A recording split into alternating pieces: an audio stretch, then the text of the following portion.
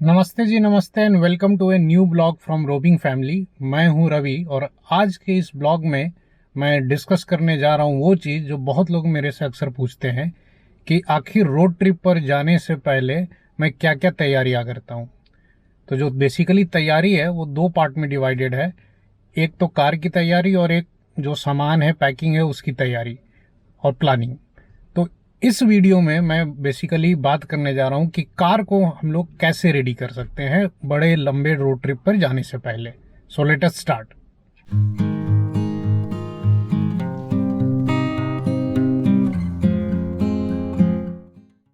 तो सबसे पहले आपको देखना है कि आपकी जो कार की सर्विसिंग हुई थी वो लास्ट कब हुई थी। अगर आपका सर्विसिंग हाल में ही हुआ है तब तो कोई बात नहीं है, लेकिन अगर कोई सर्विसिंग ड्यूज है तो वो करवा लीजिए। उसको ऐसे कैलकुलेट करना है कि मान लीजिए कि आपकी सर्विसिंग 40,000 पे हुई है और कार अभी 40 से 48,000 के बीच में है, तब तो सर्विसिंग रिक्वायर्ड नहीं है। ठीक है, तब तो सर्विसिंग रिक्वायर्ड नहीं है। लेकिन कार अगर 48 से 50,000 के बीच में और आपकी अगली सर्विसिंग 50,000 किलोमीटर पे है तो बेहतर होगा कि आप सर्विसिंग पहले करवा लें। उससे कार के परफॉर्मेंस में जो है ना बहुत सुधार आएगा।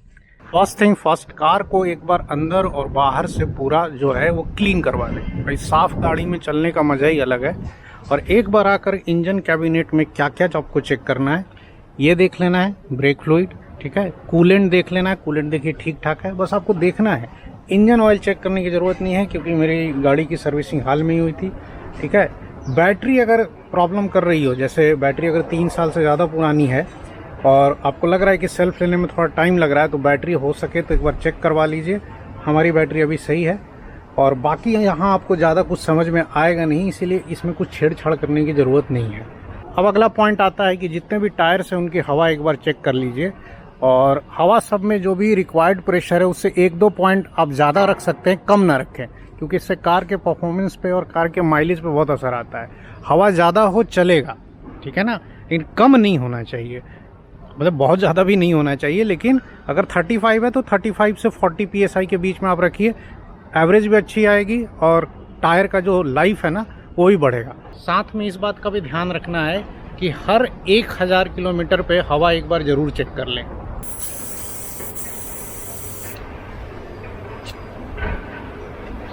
हवा जो है वो 37 PSI है, कंपनी रिकमेंड करती है 35, तो दैट इज़ ओके। और ऐसे ही चारों टायर्स की हवा चेक कर लेंगे।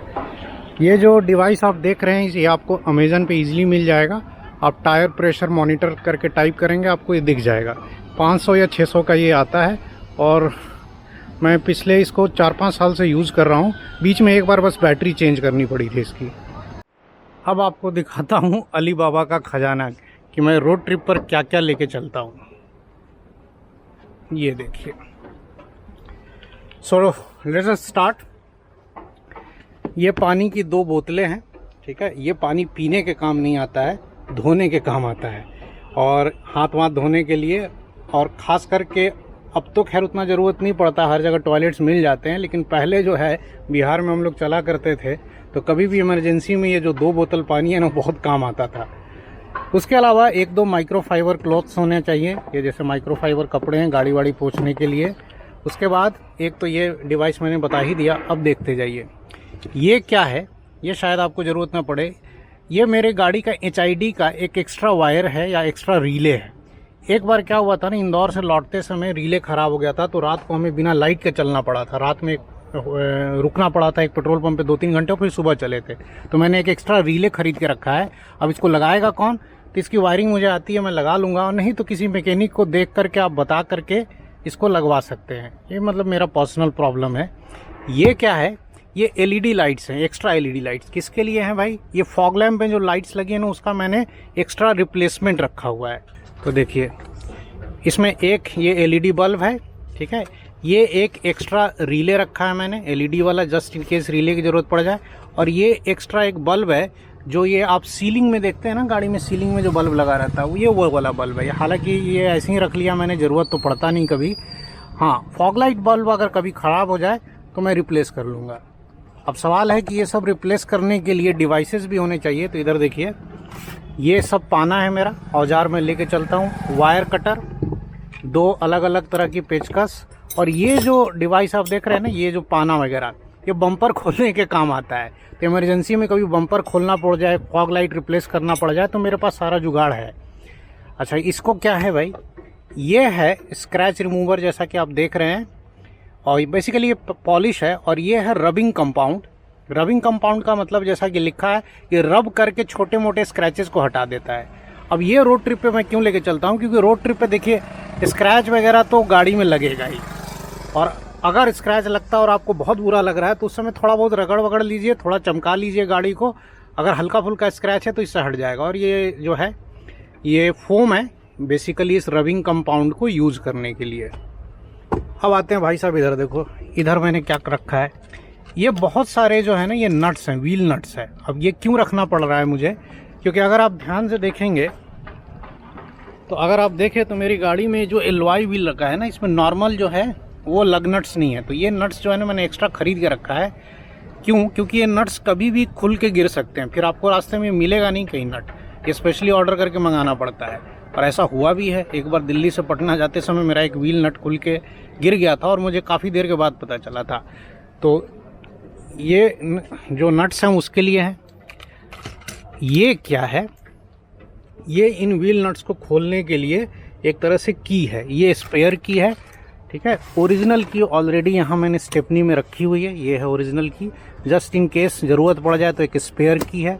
टायर एकदम अच्छी कंडीशन में होना चाहिए। देखिए मेरा टायर बिल्कुल नया है, स्पेयर टायर। स्पेयर टायर को लोग जो है ना पता नहीं वैसे स्पेयर ही समझते हैं, लेकिन ये बहुत काम की चीज़ है। टायर पंचर हो जाए तो टायर बदलना आपको आना चाहिए, और स्पेयर टायर में हवा पूरी भरी होनी चाहिए और बिल्कुल सही कंडीशन में होना चाहिए।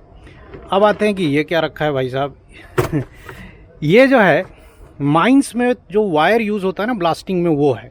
अब ये कहाँ से मिला, ये अलग कहानी है। मेरा एक भाई है जो कि छत्तीसगढ़ में माइंस में काम करता है, तो उसने मुझे ये दिया था, और ये मैं यूज़ करता हूँ गाड़ी को टो करने के लिए। अब ये इतना मजबूत है कि इसमें आप 5 टन का भी सामान अगर बांध दे, 10 टन का, तो वो खींच लेगा, टूटेगा नहीं। तो ये टो करने के लिए इमरजेंसी में काम आ जाएगा। ये जो है दिस इज़ कॉल्ड जोपासू डस्टर, जो कार को साफ़ करने के लिए बेसिकली काम आता है। ये भी एक नॉर्मल सा डस्टर है। अब इधर देखो ये क्या है भाई साहब, this is called steering lock, ठीक है। जैसा कि नाम है, ये स्टीयरिंग को लॉक करने के काम आता है।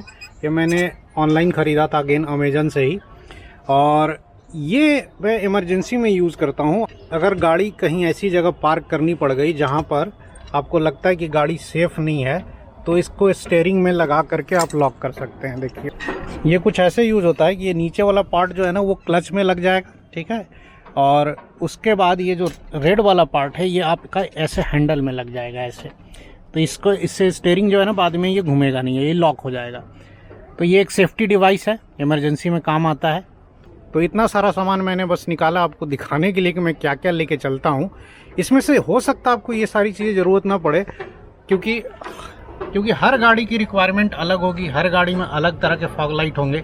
फिर भी छोटा मोटा जो सामान इसमें से आपको लग रहा है कि आपकी गाड़ी में यूज़ होगा, जैसे बल्ब तो रखना ही चाहिए, fog lamp bulb extra, microfibre, पानी की बोतलें, ये जो टो करने वाली रस्सी है, टायर का प्रेशर चेक करने वाला जो मॉनिटर है, ये सारी चीज़ें बेसिक हैं, ये तो होनी ही चाहिए। और हो सके अगर एलवाई व्हील है तो व्हील नट्स भी रख लीजिए जैसे मैंने रखा है। इसके अलावा मैंने कार में डैश कैम इंस्टॉल कर रखा है, और अभी तक तो खुदा न खास्ता इसकी खास ज़रूरत नहीं पड़ी है, बट एक्सीडेंट वगैरह अगर कभी हुआ तो आपके पास प्रूफ होना चाहिए, या आपने रेड लाइट क्रॉस कर लिया तो आपके पास प्रूफ होना चाहिए कि गलती आपकी नहीं है। और आजकल के घोर कलयुग में तो ये एक मैंडेटरी डिवाइस होना ही चाहिए गाड़ी में, तो ये कंटिन्यूसली रिकॉर्ड करता रहता है, ठीक है। बाकी जो है इधर चार्जिंग पोर्ट वगैरह है, वो तो खैर आपको पता ही है। ये माइक्रोफाइबर मैं गाड़ी के अंदर रखता हूँ, अंदर की ये सारी चीज़ें जो है ना साफ़ करने के लिए। इससे मैं बाहर का कुछ भी साफ़ नहीं करता हूँ, गंदा हो जाएगा। बाहर का जो है गंदगी साफ़ करने के लिए जो मैंने पीछे माइक्रोफाइबर क्लॉथ दिखा वो यूज़ करता हूँ, अंदर के लिए अलग यूज़ करता हूँ।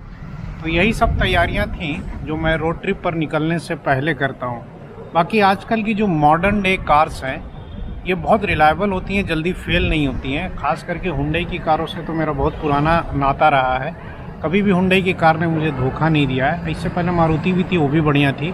और कहीं कुछ हो भी जाए, छोटा बड़ा एक्सीडेंट भी, तो घबराइएगा मत। हुंडई और मारुति के सर्विस सेंटर हर जगह फैले हुए हैं, कॉल कीजिए। तो ऐसे होने चाहिए जेब में, हर प्रॉब्लम सॉल्व हो जाएगी। हम लोग बड़े से बड़े एक्सीडेंट से भी गुजर चुके हैं पहले, वो अलग बात है। तो आई होप आपको इस वीडियो से कुछ हेल्प मिले। आज 31 दिसंबर है, कल 1 जनवरी है और न्यू ईयर के स्टार्ट हम लोग एक नए रोड ट्रिप से करने जा रहे हैं। तो फिर हम लोग मिलेंगे नेक्स्ट ब्लॉग में, जब रोड ट्रिप से रिटर्न होंगे। जब तक आप ये ब्लॉग देख रहे होंगे तब तक हम लोग रोड पर निकल चुके होंगे। तो फिर मिलते हैं नई वीडियो में, तब तक आप अपना ख्याल रखें, स्वस्थ रहें, व्यस्त रहें, मस्त रहें, and wish U a very happy new year.